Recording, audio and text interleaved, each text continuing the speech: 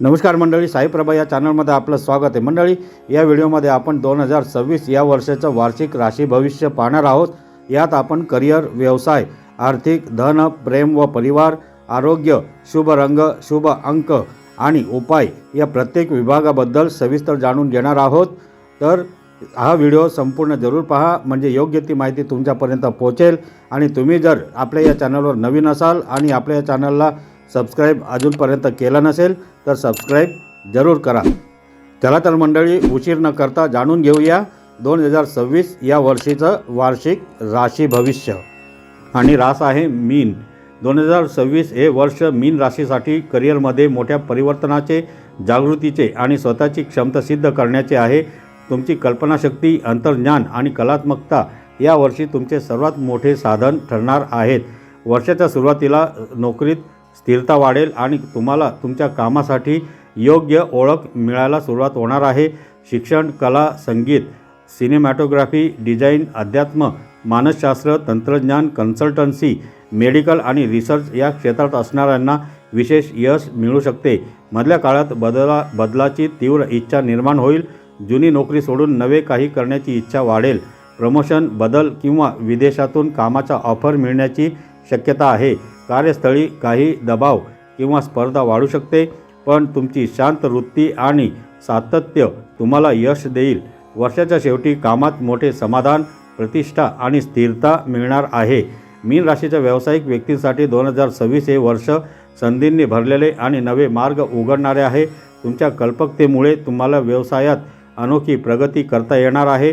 वर्षाच्या सुरुवातीला नवीन प्रोजेक्ट्स, नवीन ग्राहक आणि आर्थिक वाढ याची सुरुवात होईल।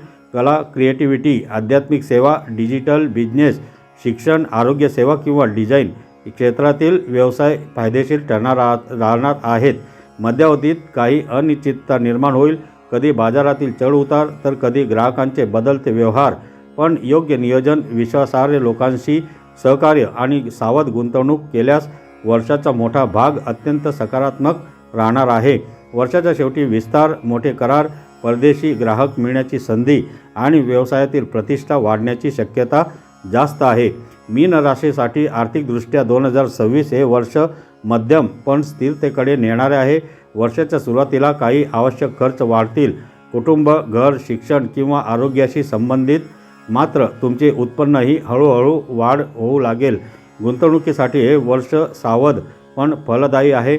अचानक मिळणारा पैसा, अडकलेली रक्कम किंवा बोनस मिळण्याची शक्यता आहे। शेअर मार्केट किंवा म्युच्युअल फंडमध्ये दीर्घकालीन गुंतवणूक फायदेशीर ठरेल, परंतु अल्पकालीन जोखमींपासून दूर राहावे लागणार आहे। मध्य काळात आर्थिक नियोजनाची गरज भासेल आणि अनावश्यक खर्च टाळणे हितकारक राहील।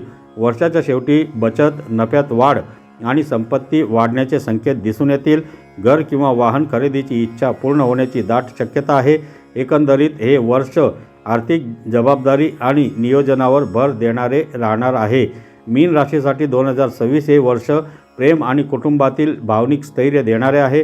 तुमचे मन भावनाशील आणि कोमल असल्याने नातेसंबंधांमध्ये तुम्ही अधिक जिव्हाळ्याचे जोडले जाल। वर्षाच्या सुरुवातीला जोडीदाराशी संवाद वाढेल आणि परस्पर विश्वासार्हतेमुळे नाते अधिक घट्ट बनणार आहे। अविवाहितांसाठी हे वर्ष विशेष महत्त्वाचे, योग्य जोडीदार भेटण्याची शक्यता अत्यंत जास्त आहे। काही जणांचे लग्न योगही पक्के होणार आहेत। कुटुंबात शांतता, आनंद आणि सुसंवाद राहील। मुलांच्या प्रगतीमुळे आनंद वाढेल। वर्षाच्या मध्यात काही गैरसमज किंवा भावनिक चढउतार संभव राहणार आहेत, पण संयम आणि संवादाने सर्व प्रश्न सुटणार आहेत। घरात एखादे शुभ कार्य, प्रवास किंवा नवीन सदस्य येण्याचा योग आहे।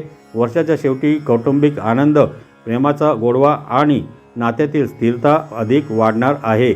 2026 मध्ये आरोग्याच्या दृष्टीने मीन राशीने मन शरीर संतुलनावर विशेष भर द्यावा लागणार आहे।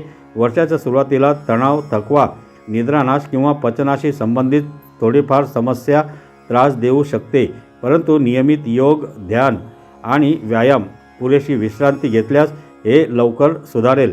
मधल्या काळात तुमची प्रतिकारशक्ती वाढेल आणि ऊर्जा पातळीसुद्धा सुधारणार आहे। हलका व्यायाम, पोहणे, चालणे आणि सत्वगुणी आहार तुमच्या शरीराला विशेष अनुकूल राहणार आहेत। एकूणच संतुलित दिनचर्या व्यवस्थित ठेवल्यास वर्षभर आरोग्य उत्तम राहणार आहे। शुभ रंग आहे समुद्री हिरवा, गुलाबी आणि रुपेरी आणि शुभ अंक आहे 2, 3 आणि 7 आणि उपाय आहे दर गुरुवारी पिवळे वस्त्र, पिवळे फूल किंवा नारळाचे दान करावे. ओम नमो नारायणाय नमः या मंत्राचा जप करावा किंवा ओम नमो भगवते श्री वासुदेवाय या मंत्राचा 108 वेळा जप जरूर करावा.